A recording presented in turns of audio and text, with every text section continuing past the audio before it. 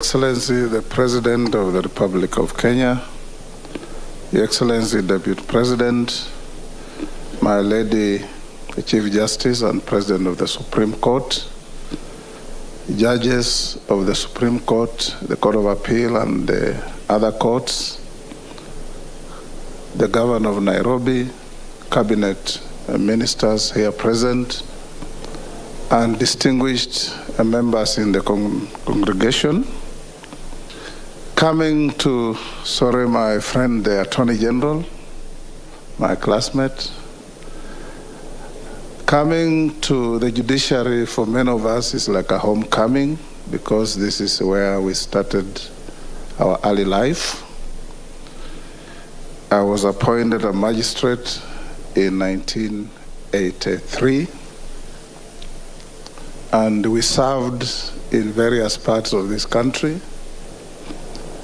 I didn't last long in the judiciary, and I left to go to practice. I'm saying this, Your Excellency, because as late as the early 80s, access to justice in this country was a very difficult issue.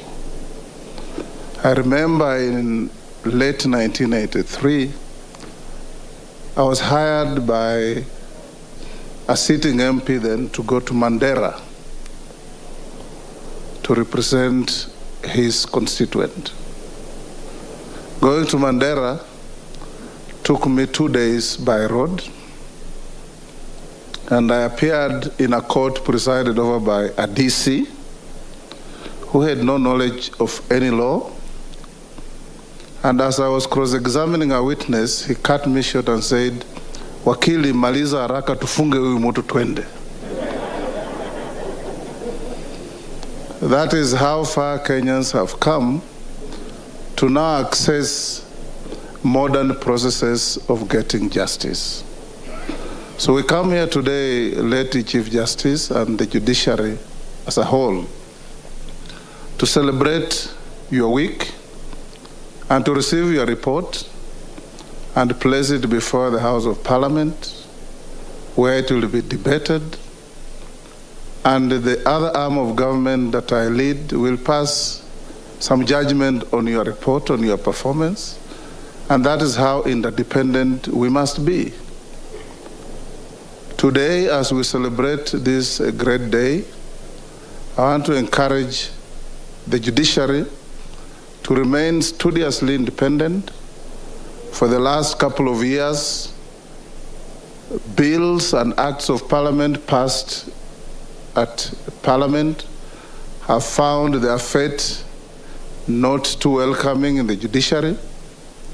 We struck out many of them as being unconstitutional. And that is as it should be, because each arm of government must supplicate itself to the other.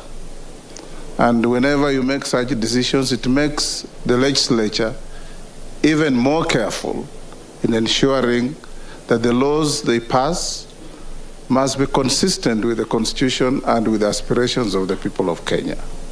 So, Your Excellency, as we come here, I want to salute you for being consistent in declaring your desire and your government to support the judiciary unconditionally so that they can be able to dispense justice to the ordinary people.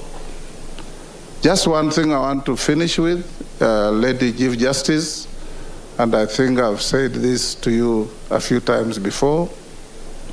In the old days when we were young practitioners, courts were studiously time conscious.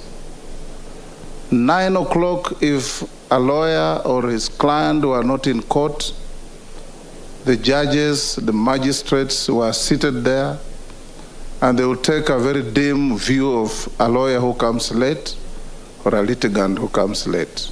I want to encourage the judiciary that we keep to that tradition so that members of the public who seek justice don't come and stand in the corridors of the courts for too long. I can see now you are digital, even though the digital platform, if we observe time, will save a lot of other issues for Kenyans.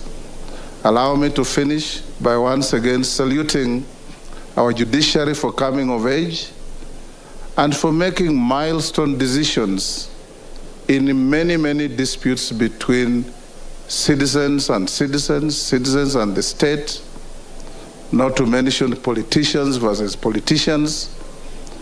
And now we have come to a level where even those who don't agree with what you say are respecting what you say.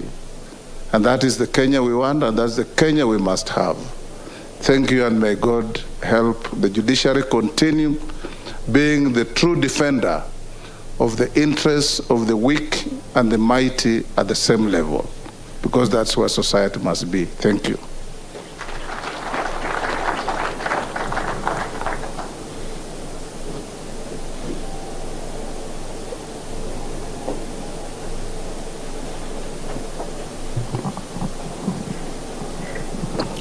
Asante sana, Bwana Speaker, sir. You just happen to be in the judiciary, so this is our day. Your Excellencies, we are gathered today in this place to give an account of what we have done as required by statute.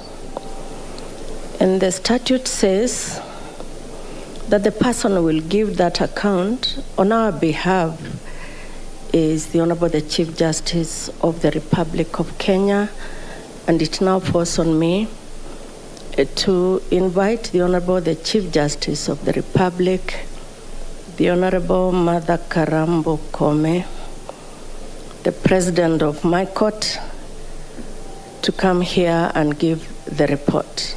The Chief Justice.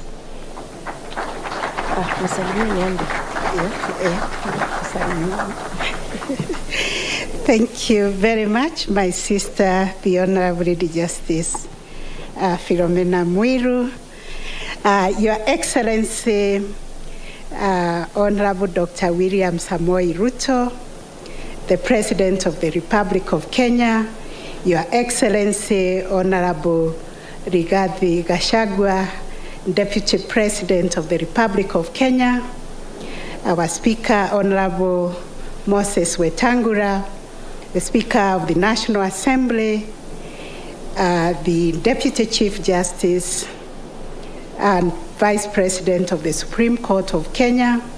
Allow me also to adopt the protocol that has been established and recognized all the very distinguished guests that we have this morning, particularly recognizing our cabinet secretaries, and I think our prime chief cabinet secretary is coming to the judiciary for the first time.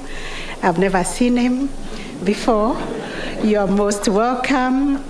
Very distinguished ladies and gentlemen, judges, our development partners, constitutional commissioners, our partners at the National Council on the Administration of Justice, all the people we work with, the judiciary staff, everybody who has put their hand to make this report a reality and to come and support us today.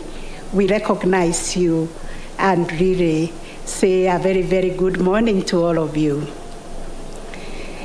I start by appreciating and thanking the President of the Republic of Kenya, Your Excellency, Dr. William Ruto, for honoring the judiciary with your presence in this event. I also thank the Deputy President and the Speaker of the National Assembly, the Cabinet Secretaries, the Principal Secretaries, members of the National Assembly and the Senate, the Judicial Service Commission, chairpersons and commissioners of the various independent constitutional commissions present in this event. In addition, I'm gratified by the presence of the heads of various agencies in the justice sector and representatives of our development partners. Ladies and gentlemen, Your Excellency, the launch of the Sonja Report 2021-2022 in the presence of the leaders of all arms of government speaks to the shared responsibility towards the realization of the constitutional right of access to justice as enshrined in Article 48 of our Constitution. This calls for all of us to embrace collaborative institutional engagement, because indeed we serve one citizen, the one we have named Wanjiku. We are all most grateful, Your Excellency, for the remarkable commitment to the constitutional goal of access to justice that you have demonstrated since you assumed office as the President of the Republic. Your triple commitment to address financial constraints that has hampered the optimal service delivery by the judiciary through increased budgetary allocation, also addressing judiciary's human resource constraints through appointment of more judges, and curing the judiciary's acute infrastructure deficit through support of the judiciary's digitization agenda, and also your commitment to support us establish 100 small claims courts, and also courts in all the constituencies and high courts in all the counties as part of your legacy agenda, are truly clear of irrefutable evidence that you intend to partner with the judiciary to realize the objective of establishing an efficient and accessible justice system, and for that we are most grateful. Your hand of support and collaboration to the judiciary could not have come at a more appropriate time.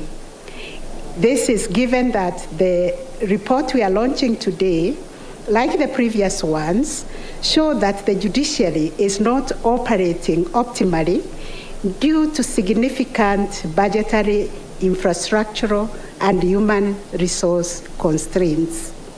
We therefore look forward to working with Your Excellency as guided by the spirit of cooperative dialogue and responsibility sharing as envisaged in the Constitution to ensure access to justice for all.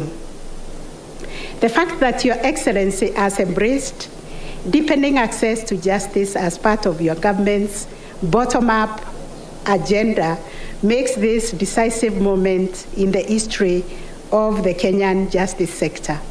It is a moment that historians will, in future, look back to and identify as a transformative moment when all state organs jointly embarked on the journey of establishing an efficient justice system, which is a key ingredient and enabler for the realization of our national aspiration of social and economic development. In the judiciary, we are currently pursuing a strategic vision that we call social transformation through access to justice. This vision is a continuation of the pioneering judiciary transformation framework instituted by our Chief Justice Emeritus, Willy Mutunga, and sustaining judiciary transformation, which was heralded by my predecessor, the Honorable Chief Justice David Maraga. The thrust of STAJ, as we nickname it, is putting in place a people-centered justice system.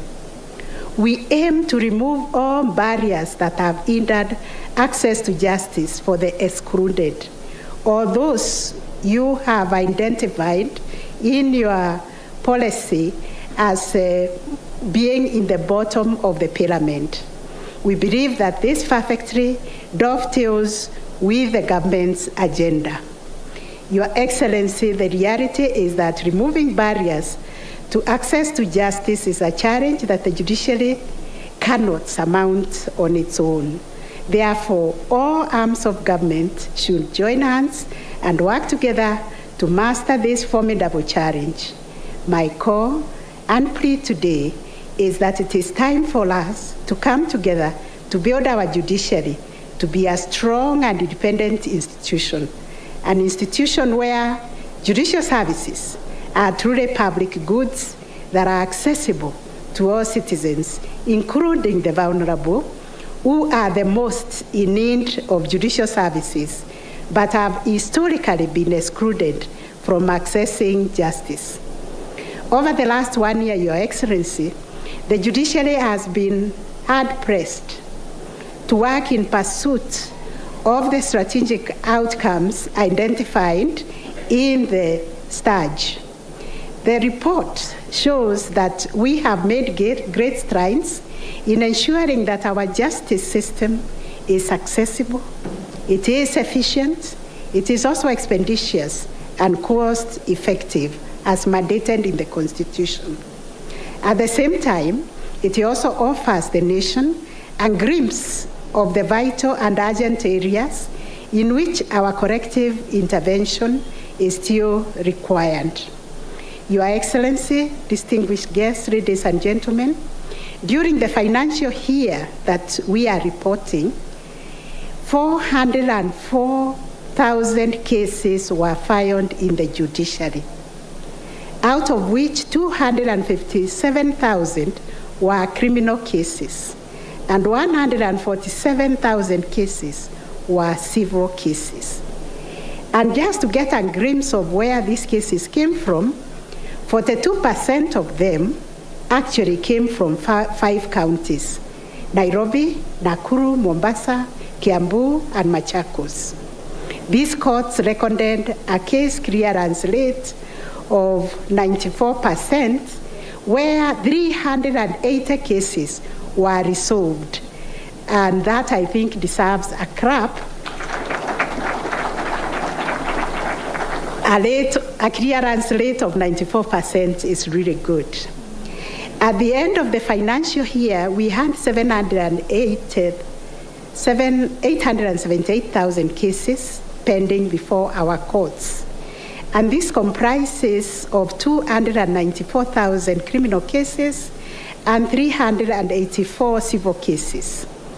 This is an increase by 5% from the previous year. 26% of these pending cases are before the magistrates' courts.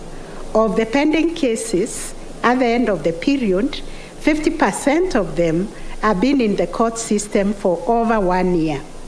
This is a 10% decline from the previous year.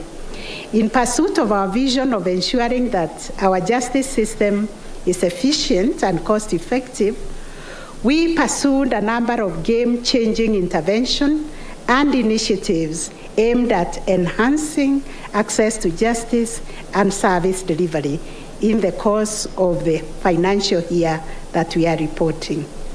As a way of expanding the doorways of justice, 11 new ELC courts and 6 new High Court stations were established across the country. I think you need to applaud that.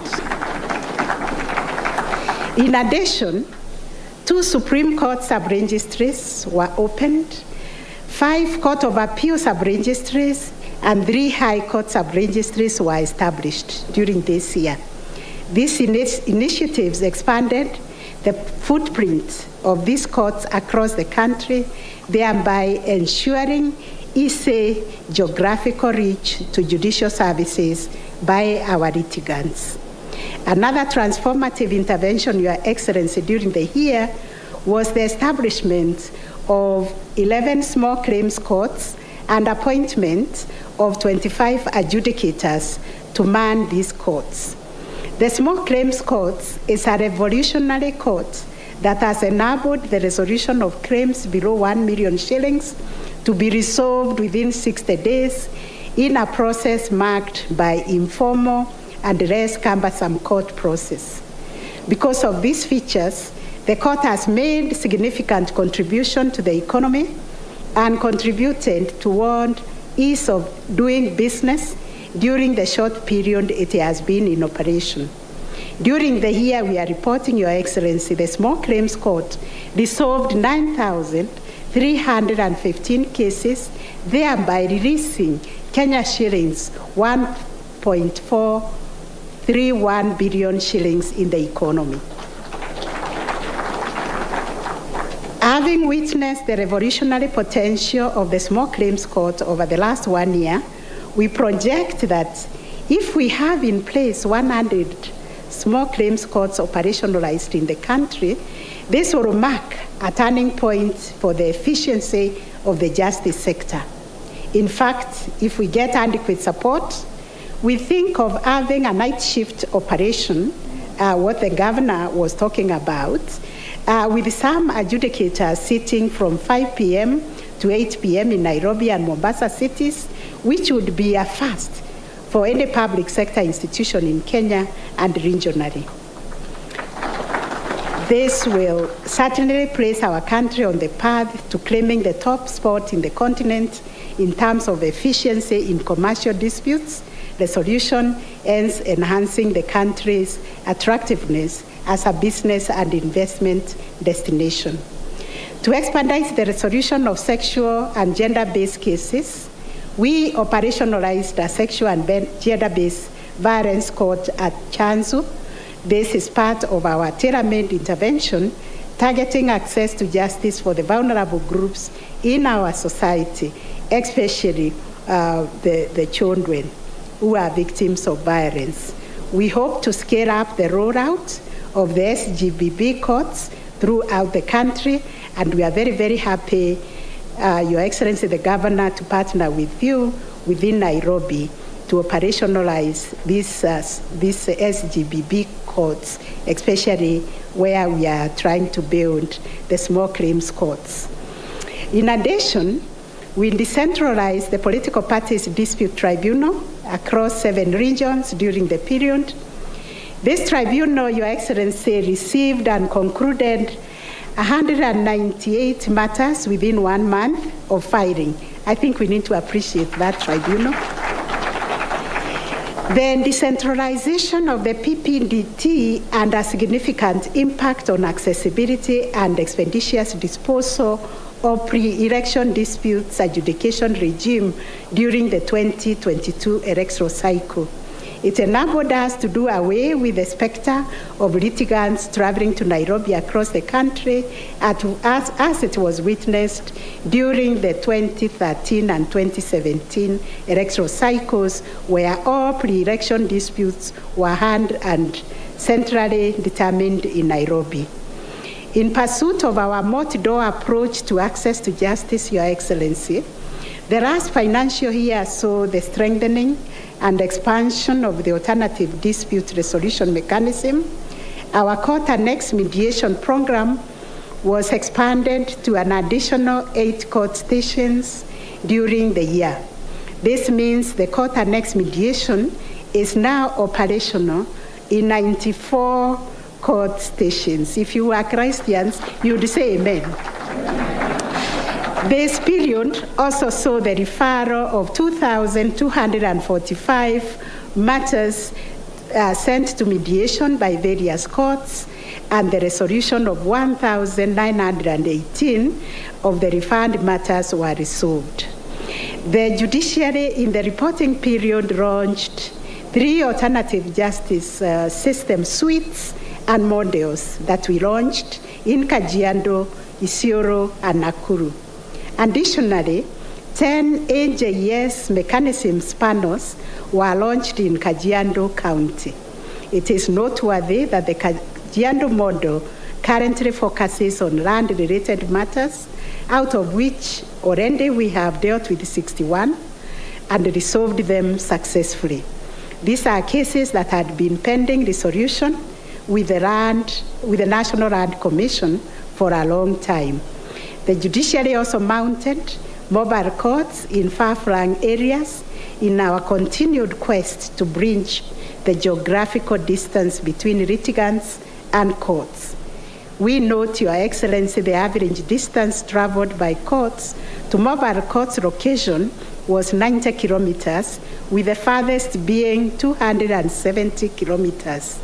We therefore operationalized 5 new mobile courts in the course of the last year.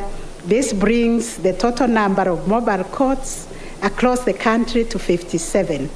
The total number of cases concluded by the mobile courts during the period we are reporting are 5,220. Your Excellency, you are excited to see our virtual court. Let me speak to what we have done on leveraging on technology. The use of information and communication technology, which we have used to deepen the efficiency of our operations and the delivery of judicial service. We found technological innovations such as virtual courts, hearings to be not only cost-effective to litigants, but also an enabler to efficiency in the service delivery. We concluded the installation of in-court recording solutions in 5 courtrooms in Milimani, another one in Engineer Law Courts.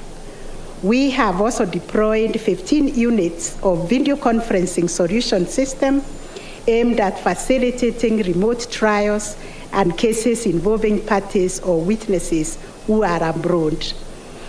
In addition, the Judiciary, in partnership with the Ministry of ICT and Google Africa, connected 163 court stations to the National Optic Fiber Backbone Infrastructure, the one we call NOFBI. A further 12 remote court stations will be connected through mobile broadband. We remain acutely cognizant of the unequal access to technologies, limited internet access across the country, and lack of knowledge or ability to use technologies deployed. We are therefore developing strategies and innovations to mitigate the potential of digital exclusion. This includes the initiative to provide e-judiciary services through Huduma centers for members of the public who cannot access internet. Instead of them going to cyber cafes, they can go to the Huduma center and find a judiciary desk where they can do their filing or conduct their hearings. On human resource capital, Your Excellency, it is a truism that performance of the judiciary's mandate is pegged foremost on having adequate and motivated personnel to deliver judicial and support services. In this regard, in collaboration with the Judicial Service Commission, the judiciary employed various modalities to build capacity of our human resource capital. For optimal function, the required judiciary establishment, Your Excellency, is 9,417 members of staff. For us to be operational, to operate optimally, we need 348 judges. We need 1,200 judicial officers. Those are the magistrates and the caddies. We need 650 law clerks and legal researchers to support the work of the judges and the judicial officers, and 7,219 judicial staff. At the end of the reporting period, the employee complement was at 66%. That is 6,182, an increase by 10% from the previous year. Judges were at 49%. Magistrates and caddies also at 49%, law clerks and legal researchers at 27%, and judicial staff at 66%. We need the continued support of the executive and the parliament to address the human resource constraints that are prevailing in the judiciary. The judiciary also made a conscious effort to create a workplace that is inclusive and reflective of the community in which we operate as demanded by the Constitution. Overall gender representation in the judiciary, Your Excellency, female to male, is at the ratio of 49 to 51, signifying compliance with the key constitutional imperatives. I expect you to clap for that, because judiciary is providing leadership. Those who are struggling to understand how to bring gender equality in their places of work, they can come for benchmarking in the judiciary. Significantly, Your Excellency, the judiciary believes in the vitality and promise of the youth. 71% of the judiciary employees are between the ages of 26 to 45 years. I and the Deputy Chief Justice are the oldest. We still have a long way to go, including getting judges of the High Court, the Environment and Land Court, Employment and Labor Relations Court in all the counties. We require magistrates sitting in all the sub-counties and adjudicators for our small claims courts across the whole country. Addressing the human resource constraints in this regard is one of the areas where we are seeking the continued support of the Executive and Parliament. I will also speak briefly on the financial performance. During the reporting period, one of the key achievements was the operationalization of the Judiciary Fund at the end of the Judiciary financial year. This followed from a successful consultative process between the Judiciary, the National Treasury, the Central Bank, and the Controller of Budget.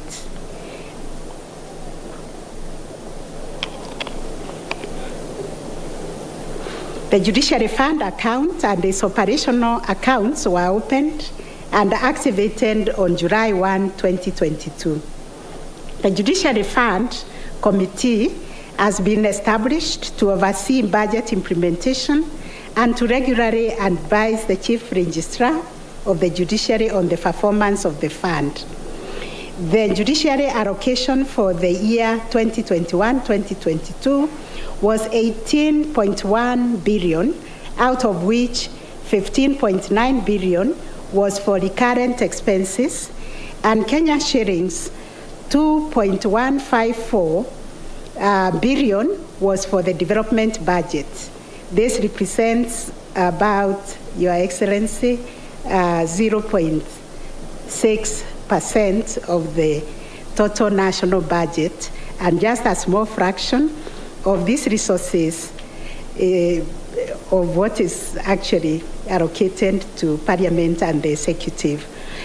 We never like to compare ourselves with other people, but when it comes to budget allocation, we are just short of shy of saying that consider the judiciary the same way you consider Parliament. It is also well below the international best practice of 3% allocation of the national budget to judiciaries. Your Excellency's decisive measures to correct and improve this historical underfunding will bring reprieve to millions of Kenyans seeking justice across the country. Many times I've asked myself why we have had to build prefabricated structures on our rooftop on a building that is a national museum. Then I was told there was no money to do better than to just build those prefabs. I wondered why we built a toilet out there. We could have just built a building, but I was told the money that was there could only afford to build the prefabs and build an abolition outside. So we all have to keep walking outside or sometimes even to the hotel because the facilities are not sufficient. On accountability mechanisms, it is important to report to Kenyans that we have rolled out robust accountability performance measurement and complaint handling mechanism in line with the constitutional mandate given to the judiciary, whereby we are supposed to be independent but at the same time accountable. It is notable that in November 2021, we invited the Ethics and Anti-Corruption Commission to undertake a comprehensive judiciary systems audit. This systemic review of the policies, our procedures and practices of the judiciary will definitely identify the avenues and opportunities for unethical and corrupt practices so that the judiciary can work towards eliminating them. Regarding the worrying state of physical infrastructure, the judiciary has formulated a physical infrastructural Marshall Plan that targets to meet the contemporary justice demands by Kenyans. This, Your Excellency, includes a High Court building, in counties without such courts, magistrate courts in constituencies without the courts, and 100 small claims courts. We also urgently need to put up a modern Supreme Court building to house the Supreme Court and the administrative headquarters of the Judiciary. Your Excellency, we also need a Court of Appeal building to manage the expanded needs of the court and the Kenya Judiciary Academy. We thank Your Excellency for signaling that addressing these infrastructure concerns constitutes an integral part of your legacy. We will work with you to realize this dream that will revolutionize the delivery of justice in our country. In conclusion, allow me to thank you, Your Excellency, and all our distinguished guests who have graced this occasion once more, for honoring us with your presence and for listening to us. I also thank the team that worked so diligently to prepare the Sonja Report 2021-2022, which was read by my very own indefatigable, energized Chief of Staff, Madam Rose Washuka. I now welcome Your Excellency and distinguished guests to watch a very short video highlighting the contents of the report, followed by a visual launch. I thank all of you and I embrace all of you and pray that God will continue to guide us and guide our country to prosperity. Thank you.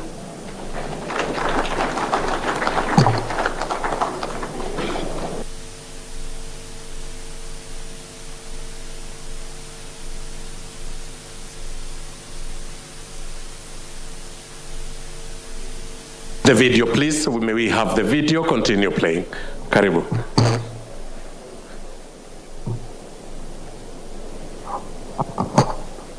(2021-2022) is a scorecard of the achievements and challenges collectively met by the stakeholders in the justice sector in the 2021-2022 financial year. The report, now in its 11th year of publication, fosters accountability and engagement with the public in line with constitutional imperatives of judicial authority and access to justice. In the year under review, a key highlight was the establishment of the Judiciary Fund, which is enabling the judiciary to fully implement its financial work plans. The social transformation through access to justice vision being pursued by the judiciary is expanding the doorways of justice through the small claims court, which have facilitated resolution of 9,315 cases worth 1.4 billion Kenya shillings during the period under review. Alternative forms of dispute resolution constitute a core component of initiatives introduced to address backlog.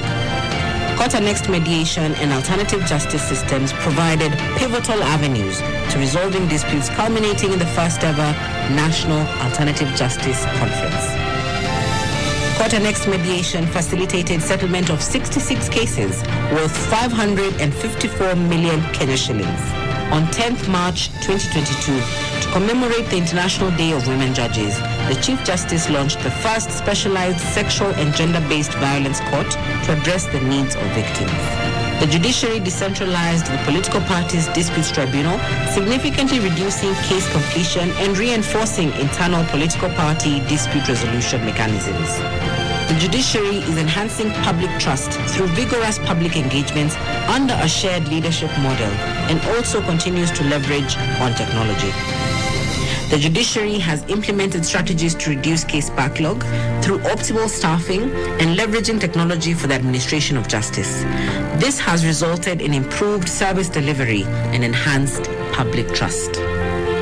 Moving towards a well-resourced judiciary for social transformation through access to justice. Asante sana. At the end of the function, I am advised that the Honorable Chief Justice has invited us for lunch. So after the national anthem, we will request that all of us proceed to the lunch venue after the end of the function, after the national anthem. And we will have a photo opportunity after that. May we now have the video again play so that His Excellency the President can follow the video. Kindly. Thank you.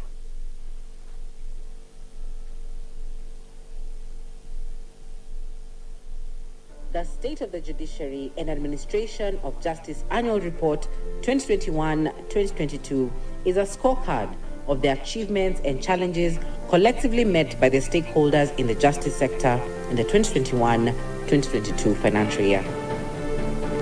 The report, now in its 11th year of publication, fosters accountability and engagement with the public in line with constitutional imperatives of judicial authority and access to justice. In the year under review, a key highlight was the establishment of the Judiciary Fund, which is enabling the judiciary to fully implement its financial work plans.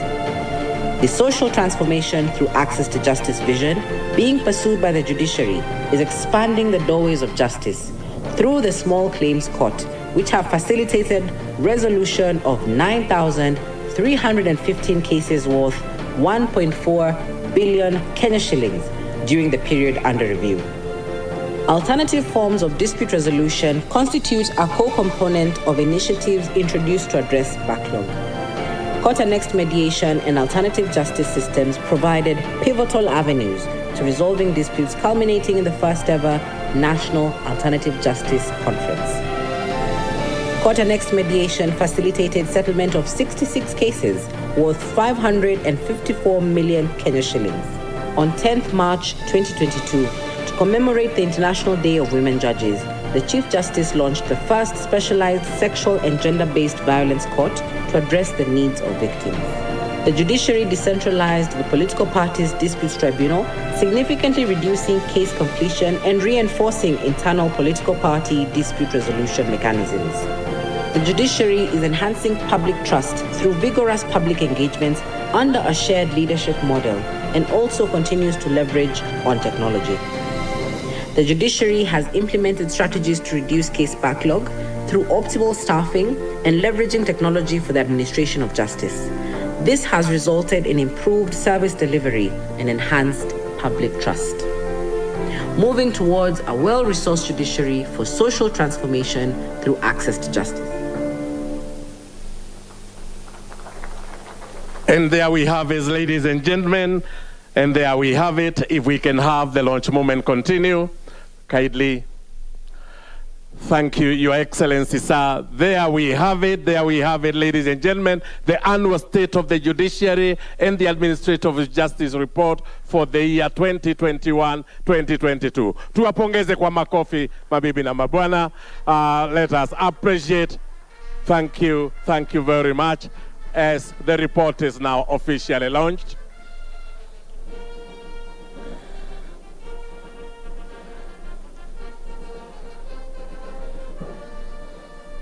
Asante sana. Your Excellency, sir, I am advised that the Judicial Service Act requires that this report be presented, but first transmitted to the two houses of Parliament, and that was done this morning.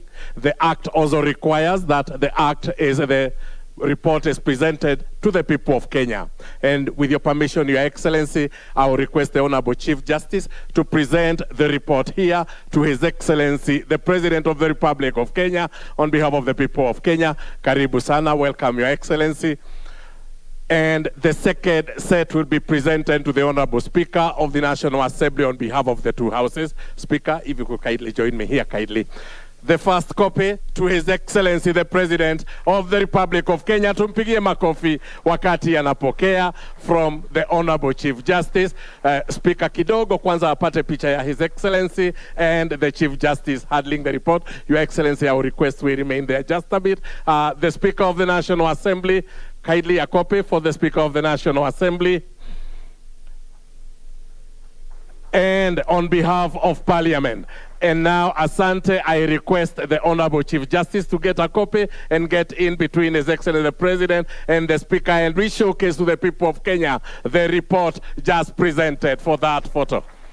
Asante sana, tuwapigie makofi. Asante sana. I request Your Excellency and also the Speaker to retreat to our seats as the Chief Justice comes and guides the next part of the program.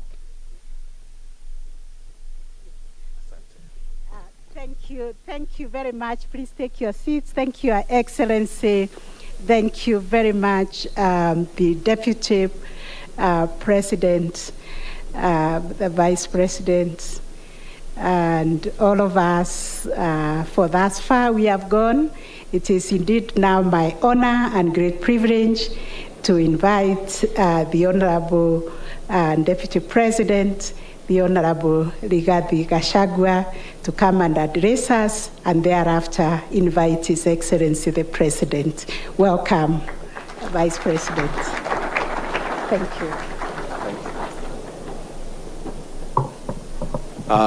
Your Excellency, the President of the Republic of Kenya and Commander-in-Chief of Kenya's Defense Forces, the Honorable Chief Justice and President of the Supreme Court, Lady Justice Martha Koome, the Deputy Chief Justice, the Honorable Attorney General, Speaker of the National Assembly, all our judicial officers, ladies and gentlemen, good afternoon.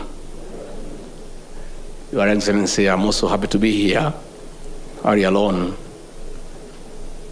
The Honorable Chief Justice said that she has not seen the Prime Cabinet Minister here before. Lady Chief Justice, I've been around your courtrooms for a while in different circumstances. And I say that there is God in heaven. That today, in totally different circumstances, I was having tea in the office of the Chief Justice and being taken around by the Deputy Chief Justice. Your Excellency, the independence of our judiciary cannot be overemphasized. As our leader, as our president, you have told all of us repeatedly that your administration has a commitment to strengthen and protect independent institutions, starting with the judiciary. And your policy direction to all of us, those of us who work under you, has been understood clearly and is being implemented. You have told us that you want the strengthening of independent institutions to form part of your legacy. And I want to assure our judicial officers seated here today in the root of administration, none of us, not the President, not I, not those below us, will ever take a telephone and ask you to determine a matter either way or another. That will not happen. And if you come across anybody purporting to speak for the President, tell them to get you something in writing. And they will not. And if they insist and they persist, look for me, then I'll sort it out. We must have an independent judiciary for our country because it is healthy. Your Excellency, I want to take this opportunity on behalf of the people of Kenya to salute the judiciary for having stopped the BBI on its tracks. It was a terrible scheme against the people of Kenya. And all of us had given up. It was being taken down our throats. Everybody was being coerced. Everybody was being persecuted. Everybody was being bribed. But because we have an independent judiciary, all the way from the High Court to the Court of Appeal to the Supreme Court, the Kenyan state was preserved through prudent judicial discretion. On behalf of the people of Kenya, we want to say thank you to the judiciary. We don't know what we would have done because these people were determined. And therefore, we want to assure you of our continued support. And I want to confirm here today that the President, our boss, in his wisdom, has placed the function of coordinating independent offices and constitutional commissions in my office, not for the purpose of interfering with whatever you do, but for the very purpose of providing a facilitative and supportive role to your work by intervening where you need intervention in the Treasury and elsewhere in government, because the President wants the independent institutions to be facilitated and supported. And once we do that, I think we'll be able to have a good country that is managed by respect for the rule of law. For officers and us, under the President, for the avoidance of doubt. Because it's important, sometimes people make mistakes without knowing. I want to confirm to you that the President has directed that this country will be governed through strict compliance to the rule of law. And we want to advise officers that you shouldn't, under any circumstances, obey unlawful orders. And if you decide to obey them, you are on your own. There will be nobody to give you cover. This is a country that will be governed through the rule of law and strict compliance with the Constitution. And that is the policy direction from our President, and all of us are complying. Without further ado, it is now my privilege and honor to ask you to be upstanding as we invite the President of the Republic of Kenya, Dr. William Samoei Ruto. Mr. President.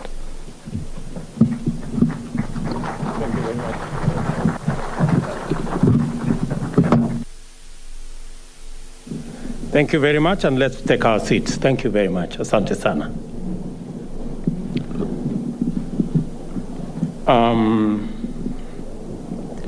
Mr. Deputy President,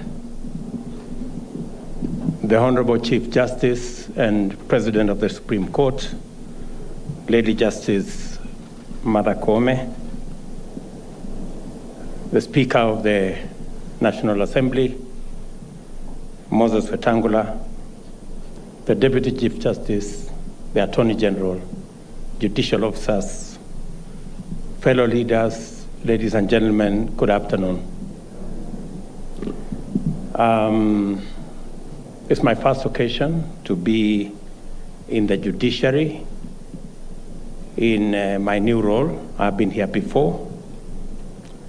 And I want to thank the Chief Justice for putting a passionate case for the judiciary. I have listened to all the speakers very carefully, especially the Chief Justice, on what kind of judiciary we must look forward to. You have made a very passionate case on matters, human resource, technology, resources, and when I stood to walk out, I went to check on the toilets and ablution blocks, the one you said, they have been set up outside the premise. And I confirm that indeed we need to do something about our judiciary, especially those of us who are in the other arms of government. It is true, the governor of Nairobi has been on phone with me and the Chief Justice on some of the teething problems that we can sort out just by opening free conversation and consultation between the various arms of government. And I want to thank the Chief Justice for being facilitative of the work of the executive, and in equal measure we will be facilitative of the judiciary, because in the end, we want to serve the people of Kenya together.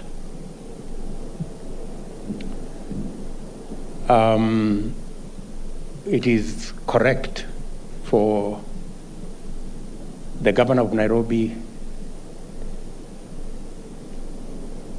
to work with us, and I have already given firm instructions on digitizing Nairobi and many of the big towns and making sure that we have digital cameras so that we can make it that much more easy for us to move traffic, and traffic cases that constitute a huge percentage of the backlog in our courts should be done in the space that provide for instant fines online so that we can decongest our courts. I agree with you, Governor, and we will work with you in making sure that that happens. I, however, am not too sure about the concept of sharing fines. With those who report, maybe you will need a small note from the Attorney General by way of a legal opinion. But it is with great honor to join you today as you launch the State of the Judiciary report. The judiciary is a vital component of the Kenyan state and an arm of government which serves as an independent and serves an independent role in the life of our nation, with a core mandate of dispensing justice to all, fostering adherence to the rule of law, and respect to human rights and continuous improvement of our good governance. The state of the judiciary, its capacity, performance, achievements, impact, and prospects matter a great deal to all of us. Our commitments, insofar as they relate to the judicial arm of government, are important. We all have a duty to observe the rule of law and to respect the authority of our judicial institution and its officers as a cardinal ingredient of our mandatory commitment in Article 3.1 of the Constitution. The state of the judiciary matters because the government's mandate to ensure stability, enforce law and order, resolve disputes, maintain security, guarantee safety, and promote well-being directly relies on the existence of an effective and efficient legal system. The workings of our judicial system demonstrates the extent to which individual welfare, economic efficiency, state capacity, and fundamental rights are intertwined. If you care about the economy or national security or constitutional rights or how individual citizens fare, you must care about the state of our judiciary. At the inauguration of our administration, I stated our commitment to do our part in consolidating the role of the judiciary in our constitutional and democratic order, and in cementing Kenya's place as a country guided by democratic ideals and the rule of law. I noted the importance of implementing the Judiciary Fund to secure the financial autonomy of the judiciary, thus securing its operational independence. We also commit to enhance the budgetary allocation to the judiciary annually to support the bottom-up delivery of justice by increasing the number of small claims courts, establishing high court stations in the remaining 7 counties, setting up magistrates' courts in 123 sub-counties, and supporting the judiciary's digitization program, which was displayed to us this morning, and it is doing a great job. The intended objective of these interventions is the expeditious adjudication of cases and the expansion of access to justice. It is important to note that these interventions will be complemented by other measures across the entire spectrum of the judicial chain, including the enhancement of autonomy and professionalism of our police service. It is worth expounding on the broader context behind these interventions. Our administration was elected on a platform to pursue certain interlocking agendas. Primarily, the bottom-up approach is in pursuit of socio-economic transformation to achieve is left behind. To do this, we recognize the cardinal objective of citizen well-being at the front and center of our immediate, medium-term, and long-term policy programs and projects. This being the case, it is inevitable that our program of action aligns with the implementation of measures that are necessary to attain socio-economic rights set out in Article 43 of the Constitution. We see the nation to be greater than the sum of its individual citizens. Its stature and might, therefore, consist of the aggregate happiness of the people which constitute it. We conceive this nation's prosperity to consist of the achievement of well-being citizen by citizen. Well-being considerably depends on the existence of meaningful opportunities for citizens to realize their aspirations. It is our manifest commitment to facilitate access to these opportunities by ordinary citizens on a rapidly increasing scale. We intend to begin with deliberate programs to create millions of jobs in agriculture, manufacturing, housing, and within the micro, small, and medium-sized enterprises level. These are the two limbs of our bottom-up model of economic transformation: scaling up from the individual to the nation, and from the little hustles to the commanding heights of our economic system. The duty of government to its citizens is to open doors of opportunity on one hand and to protect freedoms and rights on the other. Opportunity lies in vibrant, diverse, competitive, and dynamic economy, whose efficiency is guaranteed by a credible system of enforcing contracts and securing property rights. However, whichever way one approaches the matter, a robust, independent, and effective judiciary, which inspires the confidence of all citizens, lies at the heart of national socio-economic transformation. This is why the state of the judiciary matters to everyone in Kenya. It is encouraging to note the extent of alignment between the executive and the judiciary as reflected in the State of the Judiciary report. I say this in full awareness of the dictates of separation of powers and the unique constitutional autonomy of the judiciary in the triangular relationship among the traditional arms of government. Nevertheless, from our distinct and separate domains, we can use the Constitution as our compass to navigate our way through our respective functions to attain the highest standards of living for all Kenyans.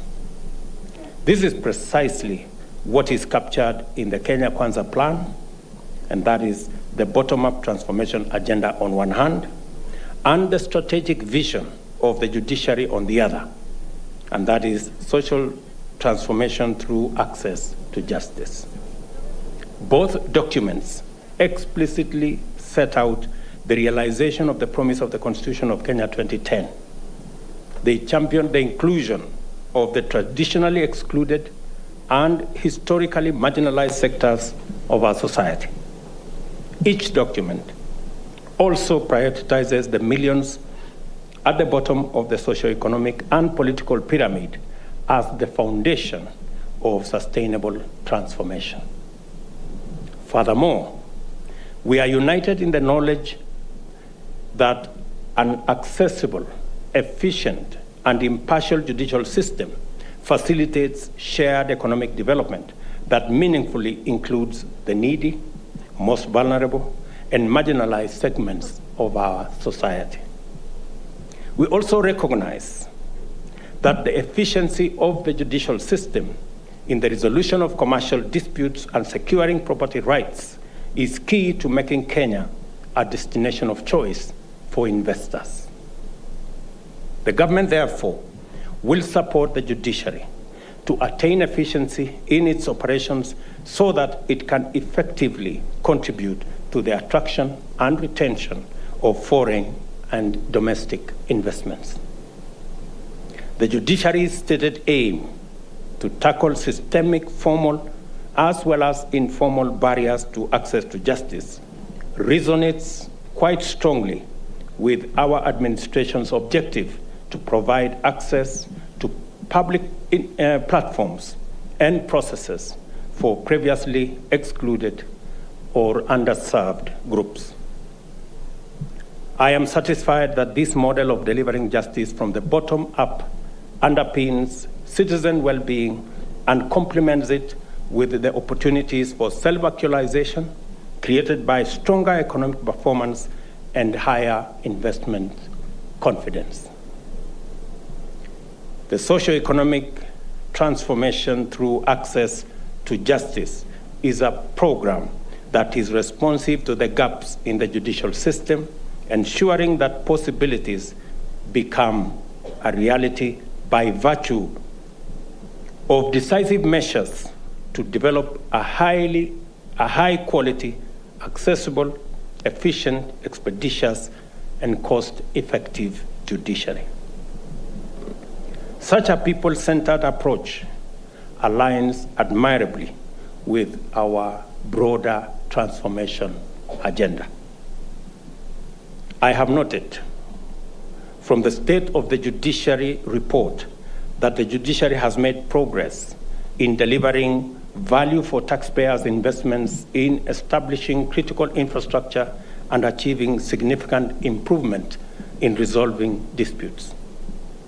For example, the small claims courts cohort of the judicature, now comprising 11 courts, disposed of 9,315 cases, unlocking 1.4 billion that had been held up in disputes. The first specialized sexual and gender-based violence court was inaugurated in Chanzu in Mombasa, and the political parties disputes tribunal was decentralized to 7 regions.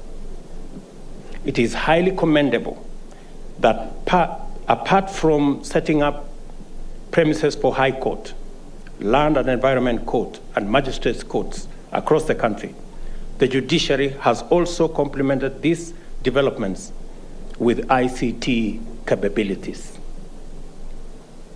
Various judicial procedures have been simplified and disseminated to standardize service delivery. The case tracking system has gone a long way in reducing the burden of manual performance of various important judicial tasks. Collaboration with technology companies, particularly Google Africa, has enhanced internet connectivity to support virtual court proceedings across the country.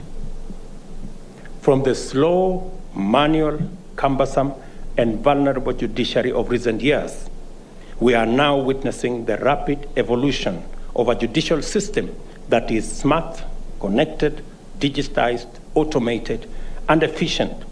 Steadily, the judiciary is getting ready for the challenges that lie ahead and shaping up as a fit-for-purpose vehicle for delivery of justice. It is no surprise, then, that the number of cases filed or pending as compared to those concluded on an annual basis provide an encouraging report. The judiciary now has better capacity to measure its own performance and capture all aspects of service delivery in accurate statistics. Cases are being concluded faster, and the number of matters stayed in the courts is declining.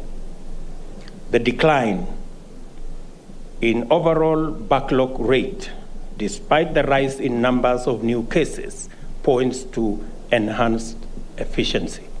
This is also encouraging. A direct effect of this performance enhancement is that judicial officers have been liberated from the tedious, inefficient, and manual labor, freeing them to perform their core function, and that is the production of robust jurisprudence that breathes life into our constitutional and legal dispensation.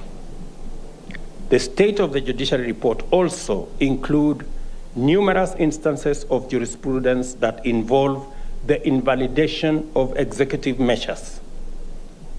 All I can say is that we will strive to live up to our commitment to work within the Constitution and avoid running afoul with our courts. As I give this assurance, I am alive to the fact that the judiciary has mechanisms to achieve accountability for the exercise of judicial power and for public resources entrusted to it. The outputs of the judicial ombudsman are tremendously enlightening. Particularly noteworthy is that beyond resolving complaints, the mechanisms investigates root causes to minimize recurrence. And I want to encourage Madam Chief Justice and the judicial system to improve on the judicial ombudsman's performance. The public and the other arms of government expect the judiciary to perform its duty with integrity. And it's my expectation, because judicial power and independence comes with huge responsibility. And huge responsibility comes with a good measure of accountability. And that is why, to be able to exercise judicial power and independence effectively, responsibility and accountability must come with it. And I want to work with the judiciary, to support the judiciary, so that we can have an accountable and responsive judicial system. Integrity assurance and corruption prevention are essential pillars of remedial and corrective action. Likewise, the judiciary's performance management enhances staff accountability and guarantees service delivery to a high professional standard with assurance of continued improvement. Enforcement of Judicial Service Commission's Code of Conduct also forms part of the performance management and integrity assurance framework. And together, they provide the basis for internal audits that are used to measure and improve performance in the judiciary. I have noted all these impressive achievements for two principal reasons. First, the high standard and consistent improvement was achieved in spite of the judiciary's staff establishment falling far below its requirement. Currently, the judiciary has 6,182 employees. To operate optimally, the report states that the judiciary requires 9,417 employees, 348 judges, 1,200 judicial officers, and 650 law clerks and legal researchers, and 7,219 judicial staff. Secondly, the impressive performance was achieved on a budgetary allocation which stood at 0.6% of the national budget. Without a doubt, the low budgetary allocation has affected critical projects and activities. It is with this in mind that I gave the undertaking, and which I repeat, to enhance annual allocation to the judiciary for the next 5 years in an effort to mitigate the opportunity cost of accrued shortfalls. And since we have the other arms of government represented here, we have committed to increase the budgetary allocation to the judiciary by 3 billion shillings every year to make sure that we build the necessary infrastructure, hire the requisite numbers of staff, and build ICT capabilities to enable our judiciary deliver on its mandate. I congratulate the Chief Justice and the entire judicial service for doing a good job against serious constraints. We do not take for granted your admirable effort to raise the standard of output amid such tremendous challenges. I believe that I have demonstrated sufficient commitment to provide confidence that we in the executive shall do our part to support the judiciary in delivery of its mandate. I applaud the judiciary's overall performance and its consistency in retaining public trust. We acknowledge that there are gaps, of course, but we also recognize that there is demonstrable opportunity, capacity, and commitment to bridge them to the satisfaction of all citizens. I pledge our support to your vision of social transformation through access to justice because it is our duty to do so, because we are aligned in our transformational agenda, and because we share a citizen-centric, bottom-up delivery model focused on individual and collective well-being of all the citizens of Kenya. For the avoidance of doubt, I reiterate my commitment and that of the government of Kenya to live up to our pledge to the people of Kenya that we intend to empower the judiciary and the criminal justice system as required by the Constitution, as well as respect the decisions and orders of the courts as they relate to the executive. Expect no more or no less. And even as we commit to the independence of the judiciary and to support the judiciary, give it financial independence, we do the same for all the other independent institutions. I did commit that we will do the same for our police service because we believe that a professional police service will do the job.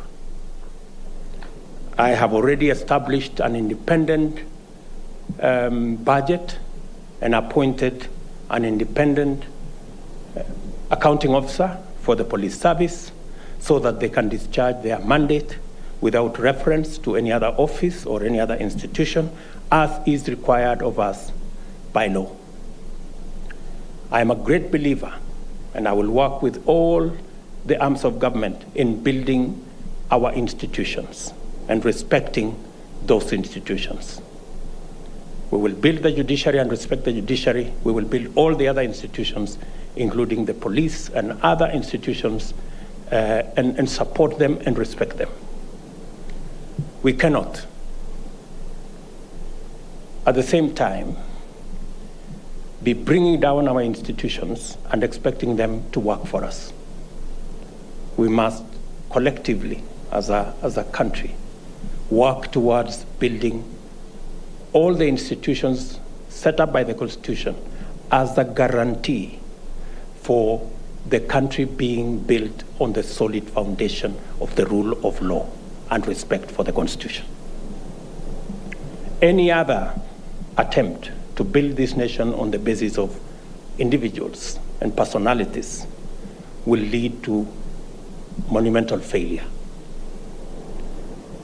As we build, and I want to commit that we will support our security agencies to take up their mandate and protect and safeguard the sovereignty and the security of our country. And we will work with them to eliminate groups and sections that work against the Constitution and the law. I am very clear in my mind that we do not need the advice from the Scotland Yard to be able to remove and disband the murderous units in our police force. We didn't need any advice from nowhere. We just needed to respect our Constitution and do the right thing. I am very clear in my mind that supporting a professional police force will guarantee the lives of every Kenyan and the security of our property, and we will get rid of the menace of extrajudicial killings. We certainly don't need the support of institutions built by others. We can build our own institutions. Even those other institutions that we celebrate, be they the Scotland Yard or the FBI, they were built by countries who respect the rule of law and who believe in institutions. We should believe in ours. We should support our police force. We should support the Independent Police Oversight Authority. We should build our institutions. They will guarantee our security and they will guarantee our democracy. And that is what I believe in. Let me also say, for the record, because I hear our friends and brothers from the opposition trying to propose to us that we should denigrate our own institutions and work with the institutions of others, that we are much more sure of building our own institutions. And secondly, let me also say, for the avoidance of doubt, that as we commit additional resources and financial independence of all our independent institutions, the judiciary, the police, and all the other institutions, we must all work collectively towards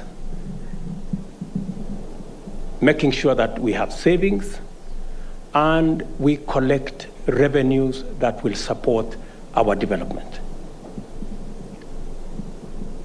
I want to ask the judiciary to work with us and not to provide any safe haven for the people running away from paying tax.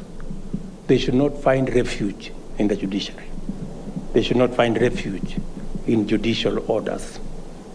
We want every citizen to carry their portion of the burden of running the affairs of our country. That is the request I am making to the judiciary, as I do to the legislature, that we must all work towards sealing the loopholes of pilferage and leakage in our revenue collection. I think it is important for us to note that as a percentage of GDP, we are collecting 14% of our GDP. Our neighbors are collecting 25% of our GDP. So we are lagging behind. And that is why we have shortage of resources to run our development program.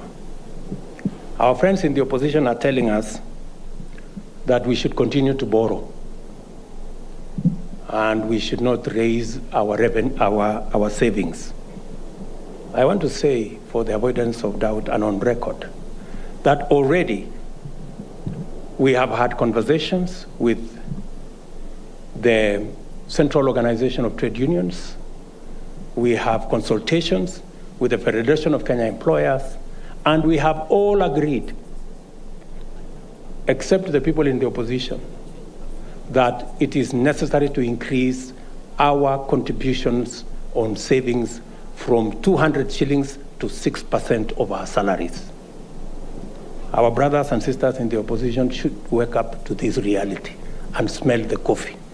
Kenyans are moving on. We want to raise our savings because at the moment we are between 10 and 12% of GDP in terms of savings. We can scale that up to between 30 and 40% of our GDP. That is the surest foundation of running our development program, not merely thinking that you can go on a borrowing spree. In any case, the money you go to borrow is the savings of others, and you have to pay through the nose if you have to borrow. So we have, everybody's job has been cut out, and we will continue to have this conversation because we are a democratic nation. Finally, and once again, I congratulate the judiciary on the commendable progress made in delivering your solemn constitutional mandate, and wish all of you God's blessings as you proceed on the journey to transformational success. Thank you, and may God bless you. Asanteni sana.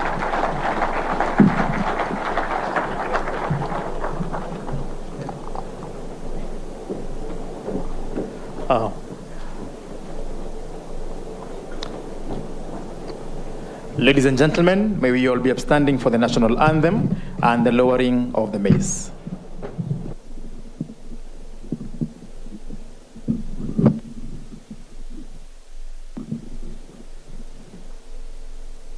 National anthem.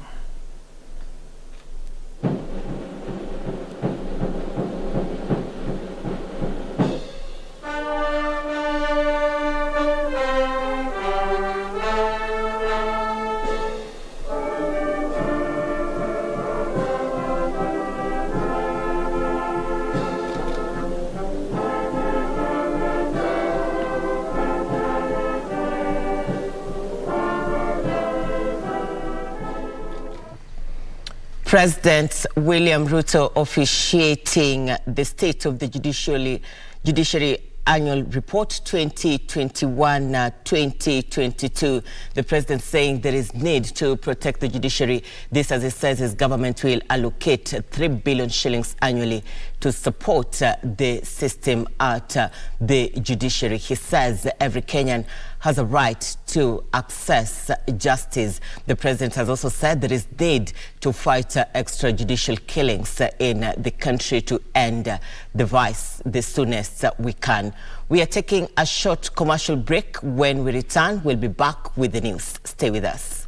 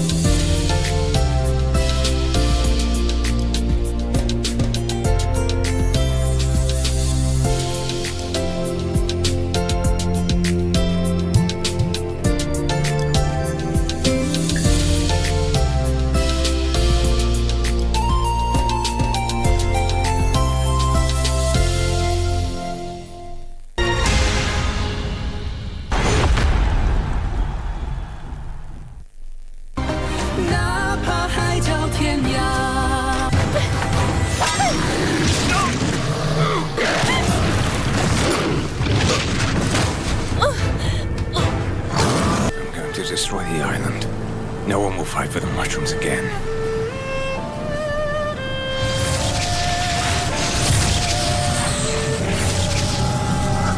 Prince Genova agreed to share it with us. Let's try it. Maybe we'll awaken your son. Just look at you. You're such a lazy bum. It's even affected your wedding. I'm at a loss for words. I need to make use of your alchemy furnace. Use the furnace?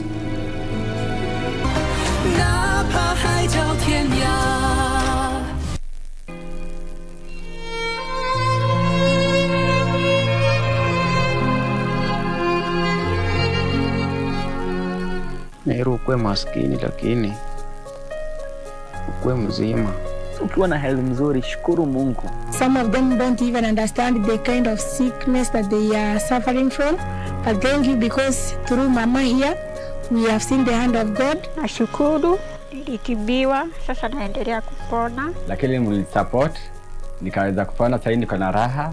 Mungu awabariki. Nilikava kabisa, niko na furaha sana. The only show that is transforming lives.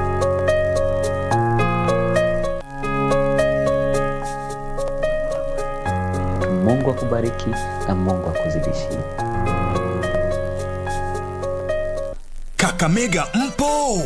Stesheni uipendayo Ingo FM inakuletea road show ya mwaka katika kaunti ya Kakamega, Ijumaa tarehe 4 na Jumamosi tarehe 5 Novemba. Tarehe 4 Ijumaa tunazuru Mumias, Matungu, Shianda, Navaholo, Malava, kambi ya Mwanza, Lurambi, na tarehe 5 Jumamosi tukutane pale Kakamega, Hayega, Malinya, Bukura, Kuisero, Mulwanda, Sabatia, Ekero na Mumias Town. Kutakuwa na vichekesho na burdan dosha. Pia utakutana na kikosi kizima cha watangazaji na waenzi wa Ingo FM. Usikose. Radio Ingo, ingini ya Mwitala. Kakamega na yefu bwana.